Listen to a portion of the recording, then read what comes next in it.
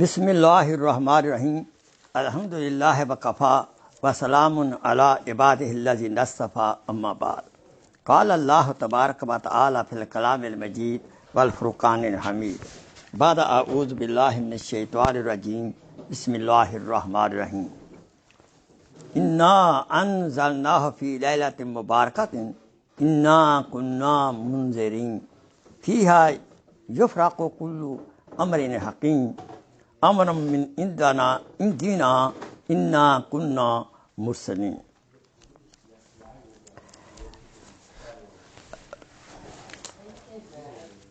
میرے محترم بزرگوں اور دوستوں اسلامی بہنوں، السلام علیکم ورحمۃ اللہ وبرکاتہ۔ Today I am talking about the Nisf Shaban, and I quoted Ayat Mubarak also as simple meaning. اللہ تعالیٰ فرماتے ہیں کہ بے شک ہم نے نازل کیا ہے اس قرآن کو برکت والی رات میں، بلا شبہ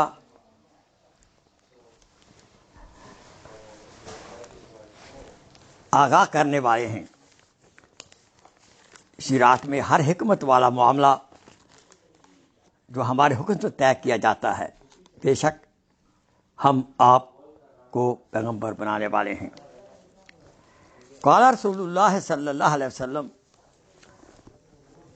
اللہم بارک لنا فی رجب و شعبان و بلغنا رمضان۔ رسول اکرم صلی اللہ علیہ وسلم جب رجب کا مہینہ آتا آپ دعا فرمایا کرتے تھے، اے اللہ برکت دے ہمیں رجب اور شعبان میں، اور پہنچا ہم کو رمضان تک، رمضان کے مہینے تک پہنچنے کی یا اللہ ہمیں رمضان میں روزے رکھنے کی توفیق عطا فرما۔ ہمیں بھی شوق سے دعا کرنی چاہیے، یا اللہ رمضان تک ہمیں پہنچا۔ ایک اور حدیث پاک میں رسول اکرم صلی اللہ علیہ وسلم نے فرمایا ہے کہ سادہ مفہوم یہ ہے، حضور اکرم صلی اللہ علیہ وسلم شعبان کی 15ویں رات کے بارے میں ارشاد فرمایا کہ اس رات میں وہ سب بنی آدم کے نام لکھ دیے جاتے ہیں جو اس سال میں پیدا ہوں گے اور جو اس سال میں مریں گے، اور اسی رات میں ان کے اعمال اٹھائے جاتے ہیں، اسی میں ان کے رزق کے فیصلے ہوتے ہیں۔ اعمال اٹھائے جانے سے مراد ان کا پیش ہونا ہے، اور رزق نازل ہونے سے مراد یہ ہے کہ اس سال میں جو رزق ملنے والا ہے وہ سب لکھ دیا جاتا ہے، اور گو یہ سب چیزیں پہلے ہی لوح محفوظ میں رزق لکھا ہوا ہوتا ہے، مگر اس رات رزق لکھ کر فرشتوں کو سپرد کر دیا جاتا ہے۔ ایک اور حدیث پاک کا مفہوم یہ ہے، اس رات کے بارے میں حضور صلی اللہ علیہ وسلم نے فرمایا کہ جب نصف شعبان کی رات ہو تو اس رات کو شب بیداری کرو اور اس کے دن میں روزہ رکھو، کیونکہ اللہ تعالیٰ اس رات غروب آفتاب کے وقت ہی آسمان دنیا کی طرف نزول فرماتے ہیں اور فرماتے ہیں کہ کیا کوئی ہے مغفرت چاہنے والا کہ میں اس کو بخش دوں؟ کیا کوئی ہے روزی مانگنے والا میں اس کو روزی دوں؟ کیا کوئی مصیبت زدہ ہے کہ میں اس کی مصیبت کو دور کروں؟ کیا کوئی ایسا ہے کہ جو کسی کو کوئی تکلیف ہو؟ اس رات میں رحمت کے دریا بہتے ہیں حتیٰ کہ صبح ہو جاتی ہے۔ قال رسول اللہ صلی اللہ علیہ وسلم احسو ہلال شعبان لرمضان۔ فرمایا کہ شمار رکھو شعبان کے چاند کی رمضان کے لیے۔ یہ شعبان کے مہینے میں ہمیں توجہ دھیان کے ساتھ اس کا چاند دیکھنا چاہیے، تاکہ رمضان کی تاریخ جو وہ صحیح فکس ہو سکے، تاکہ اختلاف کم پیدا ہو۔ ایک دوسری حدیث پاک میں حضور صلی اللہ علیہ وسلم نے فرمایا، شعبان کا آپ نے فرمایا کہ تم میں سے کوئی شخص رمضان کے ایک دن یا 2 دن پہلے سے روزہ نہ رکھے۔ تم میں سے کوئی شخص رمضان کے ایک دن یا 2 دن پہلے روزہ نہ رکھے، مگر یہ کہ وہ شخص کسی خاص دن کا روزہ رکھا کرتا ہو اور رمضان سے ایک دن پہلے وہ دن ہو، مثلا پیر کا دن ہو، تو وہ روزہ رکھ سکتا ہے، کیونکہ اس کا معمول ہے۔ مثال کے طور پر 29 شعبان کو پیر کا دن ہے اور وہ ایک آدمی باقاعدہ ہر پیر کو روزہ رکھا کرتا تھا، اس کو اجازت ہے۔ باقی دوسرے کو احتیاطاً شک والا روزہ رکھنا کی اجازت نہیں ہے۔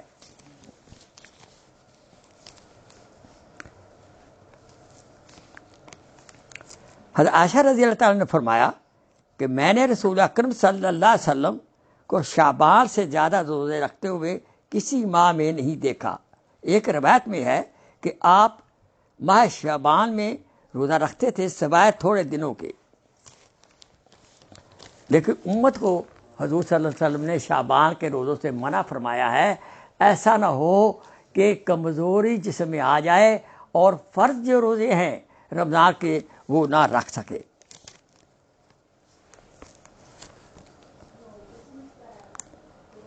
حضور صلی اللہ علیہ وسلم فرمایا کہ اللہ تعالیٰ اس رات کو متوجہ ہوتے ہیں، 15 شعبان کی رات کو متوجہ ہوتے ہیں اور مغفرت فرماتے ہیں سب مخلوق کی، سوائے مشرک کی کینہ والے شخص کے لیے مغفرت نہیں فرماتے۔ ایک روایت میں ہے اللہ تعالیٰ نظر رحمت نہیں کرتا اس رات میں مشرک کی طرف، اور نہ کینے بغض والے کی طرف، نہ قطع رحمی کرنے والے کی طرف، یعنی رشتہ داروں سے بلا وجہ یعنی شرعی تعلق کے بلا وجہ شرعی وجوہات کے کہ وہ رشتہ داروں سے توڑے، اور نہ اس کی طرف توجہ رحمت کی فرماتے ہیں، نظر رحمت فرماتے ہیں جس کا پاجامہ ٹخنے سے نیچے لٹکا ہوا ہو، اور وہ نہ جو ماں باپ کی نافرمانی کرنے والا ہے اس کی طرف بھی نظر رحمت نہیں فرماتے، نہ ہی شراب پینے والے کی طرف۔ البتہ توبہ انسان کر لے تو اللہ تعالیٰ معاف فرما دیتے ہیں۔ یاد رہے اسلام کے اندر ماشاءاللہ ہر مہینے کی کوئی نہ کوئی شان ہے۔ فرمایا حضور اقدس صلی اللہ علیہ وسلم نے کہ شعبان میرا مہینہ ہے اور رمضان اللہ تعالیٰ کا مہینہ ہے۔ آئیے چند ایک بڑے ضروری مسائل اس رات سے، اس دن سے متعلق آپ ضرور سن لیں۔ حضور صلی اللہ علیہ وسلم نے فرمایا اذا انتصف شعبان فلا تصوموا، ترمذی کی حدیث ہے۔ جب نصف شعبان ہو جائے اس کے بعد روزے نہ رکھا کریں۔ روزہ رکھنے کو انکرج نہیں کیا، صرف آپ کو رکھتا ہے وہ مستحب روزہ، جائز ہے، سنت روزہ نہیں ہے رمضان کے اندر، شعبان کے اندر۔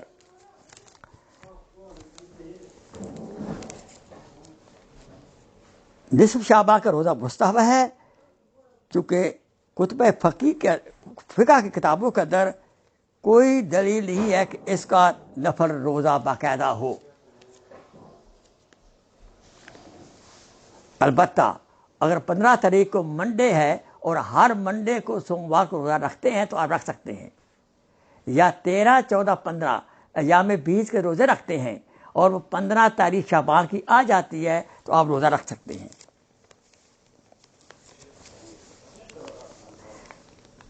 اصل حضور اکرم صلی اللہ علیہ وسلم امت بڑے شفیق ہیں، اس لیے امت کا خیال رکھا ہے کہ تاکہ رمضان کے اندر تکلیف نہ ہو۔ شعبان کے روزوں سے منع اس لیے فرمایا تاکہ رمضان کے فرض روزے جو ہیں وہ بے طاقتی نہ ہو جائیں۔ آپ خود افراط و تفریط سے محفوظ تھے اور امت کو بھی افراط و تفریط سے محفوظ رکھا ہے۔ آپ نے غلو ٹو مچ ایکسٹریمزم کا دروازہ بند کیا ہے۔ فرمایا جس نے اس یوم شک کا روزہ رکھا اس نے ابو القاسم کی نافرمانی کی۔ شک کا روزہ مطلب 29 تاریخ شعبان کا روزہ، 29 شعبان یا 30 شعبان کا روزہ رکھنا یوم شک ہے کہ شاید آج رمضان ہو، احتیاطاً رکھ لوں، یہ قطعاً جائز نہیں ہے۔ ایسا جو کرے گا وہ نافرمانی ہے۔ حضور اکرم صلی اللہ علیہ وسلم نے آپ نے فرمایا اس نے ابو القاسم کی، جو آپ کا کنیت ہے، ابو القاسم کی نافرمانی کی۔ ایک اور مسئلہ سنیے۔ بعض لوگ کہتے ہیں کہ نصف شعبان کی رات کو وہ بدعت کہتے ہیں، یہ غلط ہے۔ اس رات میں عبادت کرنا بھی بدعت نہیں ہے بالکل۔ اس رات کی اہمیت کے بارے میں کم سے کم 10 صحابہ سے احادیث مروی موجود ہیں، اور ان احادیث میں وہ ضعیف حدیثیں ہیں، لیکن یاد رکھیں چند ضعیف حدیثیں جب جمع ہو جاتی ہیں وہ مضبوط ہو جاتی ہے وہ مسئلہ، اور کمزور نہیں رہتی، تو اس کی فضیلت موجود ہے۔ البتہ بدعت کی تعریف آپ سن لیں غور سے، اور آپ چیک کر سکتے کرائٹیریا۔ وہ عمل جس کا قرآن میں یا حدیث میں یا اقوال صحابہ میں یا وہ عمل تابعین سے ثابت نہ ہو اور تبع تابعین ثابت نہ ہو، یا قرآن سے ثابت ہو، نہ حدیث سے ثابت ہو، نہ اقوال صحابہ سے ثابت ہو، نہ تابعین اور تبع تابعین کے عمل سے ثابت ہو، وہ اس کو بدعت آپ کہہ سکتے ہیں۔ البتہ ایک بدعت جاری ہے انڈو پاکستان کے اندر، اس رات لوگ قبرستان میں بتیاں لے کر کھانے لے کر جاتے ہیں۔ یہ جائز نہیں ہے۔ بھائی اس رات اپنی عبادت کرو، استغفار کر کے اپنے مردوں کو بخشو، صدقہ خیرات کرو، اپنے مردوں کو بخشو، نفلی عبادت کرو۔ بعض کہتے ہیں کہ اس رات مردوں کی روحیں کے گھر آتی ہیں، اس میں کوئی اثر کی بات نہیں ہے، مردے کی روحیں گھر میں نہیں آتی۔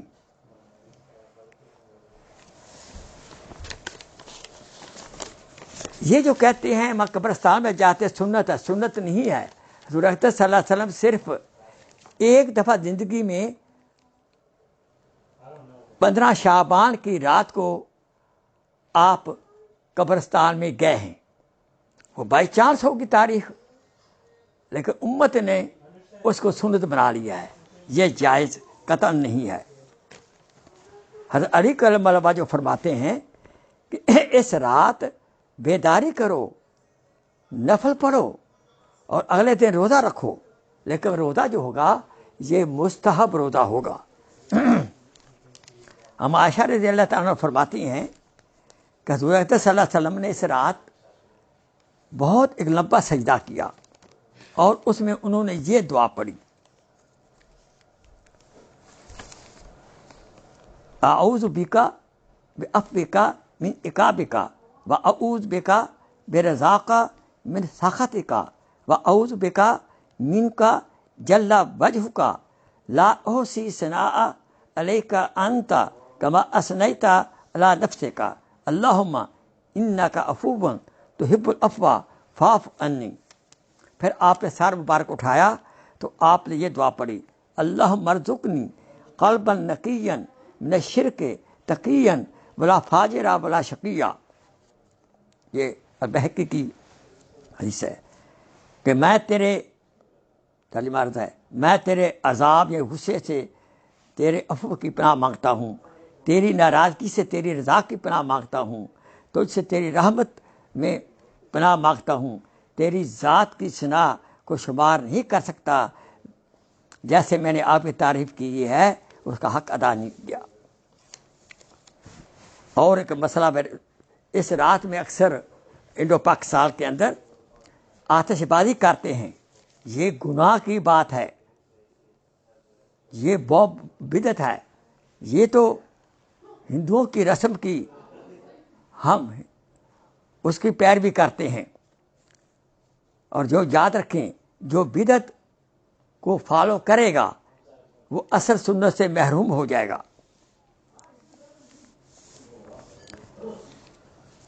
اور وہ مسئلہ پہلے بتا دیا میں نے کہ رسول اللہ صلی اللہ علیہ وسلم صرف ایک رات زندگی میں قبرستان گئے ہیں، 15 شعبان کی رات کو۔ یاد رہے، اس رات یا کسی اور رات بھی نوافل کی جماعت جائز نہیں ہے، صلاۃ و تسبیح وغیرہ بالجماعت جائز نہیں ہے، حنفی مسلک کے اندر مکروہ تحریمی ہے، بلکہ الٹا گناہ ہے۔ نفلی عبادت جو ہے یہ ایک تنہائی کی عبادت ہے، یہ تنہائی کی ملاقات اللہ تعالیٰ کی ذات کے ساتھ۔ میان محب محبوب رمزیست کرامن کاتبیرا خبر نیست، یہ تو محبوب اور محبت کے درمیان یہ راز و نیاز کی باتیں نفل کے ذریعے ہوتی ہیں، جبکہ کرام فرشتوں کو بھی اس کی خبر نہیں ہوتی۔ تو اس لیے ہمیں چاہیے کہ نفلوں کی جماعت بھی ہے، اپنے گھر کے اندر مسجد اپنے نوافل پڑھیں، ذاتی نوافل پڑھیں۔ اور یاد رکھیں، اپنی عقل کے مطابق عمل کرنے کا نام دین نہیں ہے، شوق پورا کرنے کا نام دین نہیں ہے، بلکہ اللہ تعالیٰ کے حکم، نبی پاک کے حکم کے مطابق عمل کرنے کا نام دین ہے۔ سمجھ آئے نہ آئے، مزہ لینا کا نام دین نہیں ہے۔ اللہ تعالیٰ حکم اور نبی کا سنت اگر سمجھ آئے نہ آئے پھر بھی ہم نے عمل کرنا ہے۔ حضرت ڈاکٹر عبدالحی کا فرمان ہے کہ مشین کی طرح 100 بار سبحان ربی الاعلیٰ، سبحان ربی الاعلیٰ، سبحان ربی الاعلیٰ، سبحان ربی الاعلیٰ کہنے کی بجائے ایک بار پورے دھیان کے ساتھ، توجہ کے ساتھ، معنی کا خیال کرتے ہوئے، شوق و اخلاص کے ساتھ ایک بار پڑھ لے تو بیڑا پار ہو جائے گا۔ اعمال کی گنتی نہیں ہوتی، یاد رکھیں، بلکہ اعمال کا وزن ہوتا ہے۔ جتنا شوق ہوگا، جتنا اخلاص ہوگا، جتنا دھیان ہوگا، اتنا اعمال کا وزن زیادہ ہوگا۔ اور مسئلہ سنیں، مثال کے طور پر اگر آپ قرآن کی تلاوت کر رہے ہیں، آپ پر نیند کا غلبہ ہے تو قرآن کی تلاوت بند کر دیں۔ کیوں؟ معلوم نہیں کہ نیند کے اندر آپ کیا لفظ کی ادائیگی غلط کر جائیں۔ لہذا یاد رکھے، سنت کے مطابق 1 گھنٹہ کی عبادت ساری رات خلاف سنت عبادت سے بہتر ہے۔ اس کا مطلب میں یہ نہیں کہہ رہا کہ پدوی کی شب کو رات کو 1 گھنٹہ عبادت کریں، زیادہ کریں، لیکن اپنے آپ پر جبر کر کے نہیں، شوق سے، محبت سے۔ یاد رکھیں، دین نام ہے حفاظت حدود کا، اور دین نام ہے حفاظت حقوق کا، دین نام شوق کا نہیں ہے کہ مزہ آ رہا ہے چلو یہ عمل کر لیں، اس عمل میں مزہ ہے، جو کہ مین میڈ عمل ہے، بدعت ہے، اور مزہ آ رہا اس میں۔ اس لیے اس طرح اس دن کا روزہ 15 شعبان کا روزہ رکھنا مستحب عمل ہے، سنت بنا لینا یہ مناسب نہیں ہے۔ اللہ تعالیٰ سے دعا ہے کہ اس رات کی فضیلت سے ہمیں نوازے، اس رات زیادہ عبادت کرنے کی توفیق عطا فرمائے، اور اللہ تعالیٰ سے مغفرت چاہنے کی توفیق عطا فرمائے۔ اور اپنے عزیز رشتہ دار جو بیمار ہیں اس کے لیے آپ دعا کریں، اللہ تعالیٰ ان کو صحت کاملہ عطا فرمائے۔ اللہ تعالیٰ ہمیں دونوں جہان میں سرخ عطا فرمائے. دعا کرے ربنا آتنا فی الدنیا حسنہ وفی الآخرۃ حسنہ وقنا عذاب النار. ربنا هب لنا من ازواجنا وذریاتنا قرۃ اعین واجعلنا للمتقین اماما. اللہم انا نعوذ بک من البرص والجنون والجذام ومن سیء الاسقام. اللہم انا نعوذ بک من البرص والجنون والجذام من سیء الاسقام. اللہم انا نعوذ بک من البرص والجنون والجذام من سیء الاسقام. یاد رہے کہ شب برات جو ہے، جب 15 شعبان جو ہے، یہ رات 28 مارچ کو سنڈے کے دن، 15 شعبان 28 مارچ سنڈے کو ہے. آپ اس فقیر کے لیے بھی دعا کریں، اللہ تعالیٰ مجھے بھی روحانی اور جسمانی صحت عطا فرمائے. باقیوں کی بھی باقی ہدایت کے لیے بھی دعا کریں.